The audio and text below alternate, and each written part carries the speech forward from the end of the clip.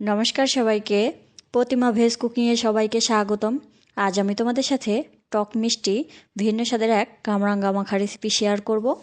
এখানে আমি 4টা কামরাঙ্গা নিয়েছি। আর দেখো, পরিষ্কার করে ধুয়ে পিস পিস করে কেটে নিয়েছি। সাথে নিয়েছি ধনিয়া পাতা কুচি আর নিয়েছি কাঁচামরিচ কুচি। এখানে ঝালটা তোমরা তোমাদের পছন্দ অনুযায়ী নেবে। এবার অন্য একটা বাটি নিয়েছি, সেই বাটিতে প্রথমে দিয়ে দেব কেটে রাখা কাঁচামরিচগুলো। সবগুলো কাঁচামরিচ দেয়া হয়ে গেছে। এবার দিয়ে দেব পরিমাণ মতো লবণ। লবণ দেওয়া হয়ে গেছে। এবার মরিচটা ভালো করে হাত দিয়ে ডলে নেব। ডলে নেওয়া হয়ে গেছে। এবার দিয়ে দেব কেটে রাখা কামরাঙ্গাগুলো। অল্প অল্প করে বড় প্লেট থেকে ছোট বাটিতে নামিয়ে নিচ্ছি। নামিয়ে নেওয়া হয়ে গেছে। এবার হাতে তুলে একটা দেখালাম। এবার দিয়ে দেব কেটে রাখা ধনিয়া পাতা কুচি।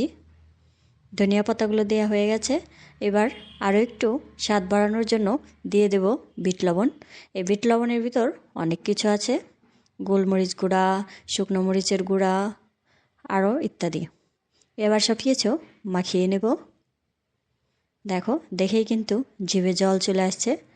কে কে আমার মতো টক খেতে ভালোবাসো অবশ্যই কমেন্ট করে জানাবে। আজকের এই রেসিপিটা তোমাদের কেমন লাগলো অবশ্যই কমেন্ট করে জানাবে। সবাই ভালো থাকবে, সুস্থ থাকবে। নমস্কার।